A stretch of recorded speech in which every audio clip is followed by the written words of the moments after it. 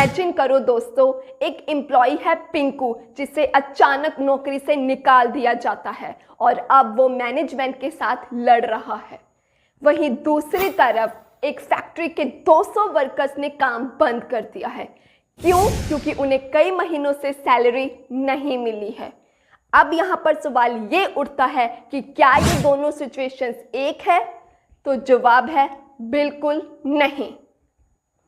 Hey everyone, welcome all to the channel. Friends, आपका स्वागत है एक ऐसे चैनल पर जहां पर लीगल कंसेप्ट्स को बहुत ही इजी एंड एंगेजिंग तरीके से समझाया जाता है। तो आज के इस वीडियो में हम लोग बात करेंगे difference between industrial dispute and individual dispute. तो चलिए फ्रेंड्स, शुरू करते हैं आज के टॉपिक को। शुरुआत करते हैं पिंकू की सिचुएशन से। जैसा कि आपने इंट्रो में सुना कि पिंकू है, उसको क्या है, अचानक उसकी जॉब से निकाल दिया जाता है। इसलिए अब पिंकू क्या है, मैनेजमेंट के खिलाफ लड़ाई कर रहा है। तो फ्रेंड्स, इसी को ही हम क्या बोलेंगे, इंडिविजुअल डिस्प्यूट बोलेंगे। ये यहाँ पर जो लड़ाई है ना, ये सिर्फ पिंकू की लड़ाई है, क्योंकि वो बंदा क्या है, अपनी नौकरी वापस पाने की कोशिश कर रहा है। तो ये सिर्फ पिंकू और उसकी कंपनी के बीच का ही मामला है। याद रखना कि इसमें कोई यूनियन इन्वॉल्व नहीं है, ये ग्रुप डिमांड नहीं है। दैट्स वाई इससे अब क्या है कि जो बाकी के एम्प्लॉयज हैं उनके ऊपर कोई डायरेक्ट इफेक्ट नहीं पड़ेगा। अब यूजुअली ये जो इंडिविजुअल डिस्प्यूट होते हैं ना, ये क्या है, कोर्ट केसेस में, कंप्लेंट और लीगल डिपार्टमेंट्स में ही सॉल्व कर दिए जाते हैं, क्योंकि यहाँ पर बात सिर्फ एक इंडिविजुअल के राइट की होती है, पूरे ग्रुप की नहीं। फ्रेंड्स, अब बात करते हैं सेकंड सिचुएशन की, जिसमें हमने क्या देखा कि 200 वर्कर्स ने क्या है, अपना काम बंद कर दिया। क्यों? क्योंकि उन्हें कई महीनों से सैलरी नहीं दी गई। तो ये है इंडस्ट्रियल डिस्प्यूट। यस, क्योंकि यहाँ पर बात अब किसी सिर्फ एक एम्प्लॉय की नहीं हो रही, बल्कि पूरे ग्रुप की, पूरी यूनियन की हो रही है। जो लोग क्या है, कलेक्टिवली क्या है, अपने हक के लिए लड़ रहे हैं। तो उसी को ही हम क्या बोलते हैं, इंडस्ट्रियल डिस्प्यूट बोलते हैं।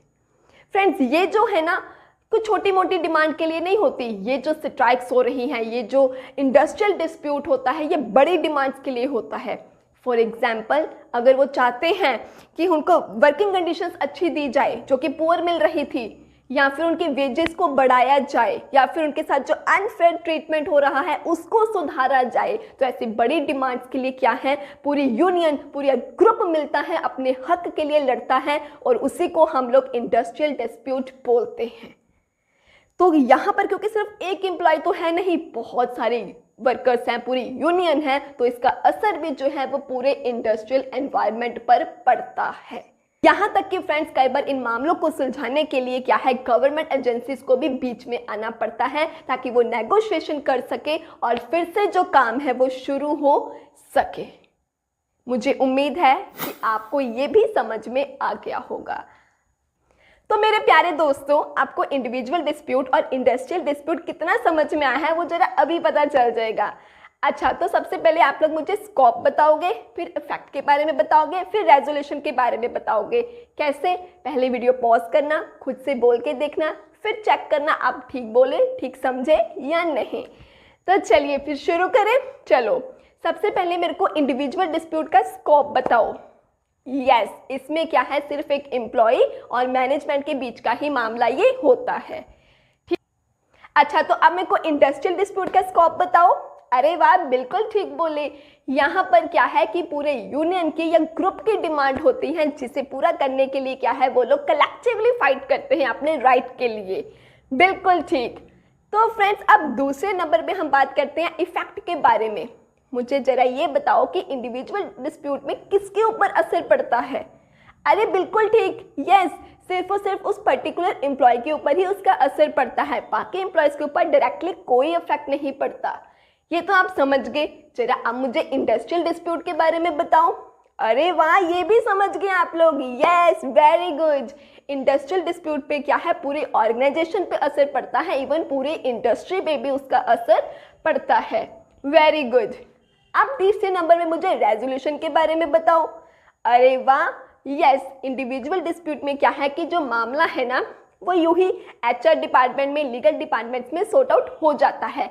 लेकिन इंडस्ट्रियल डिस्प्यूट के मामले में गवर्नमेंट इंटरवेंशंस आ जाती हैं, नेगोशिएशंस का रोल जो है वो इम्पोर्टेंट प्ले करता है। अरे वाह, तो आप लोग अच्छे से समझ गए, तो मुझे बड़ी खुशी हुई कि आपको आज का टॉपिक अच्छे से क्लियर हो गया है। लेकिन बाई चांस अगर किसी को कोई भी डाउट है तो आप कमेंट सेक्शन में पूछ सकते हो। मिलते हैं अपकमिंग वीडियो में, तब तक के लिए bye bye, take care, thank you for watching the video.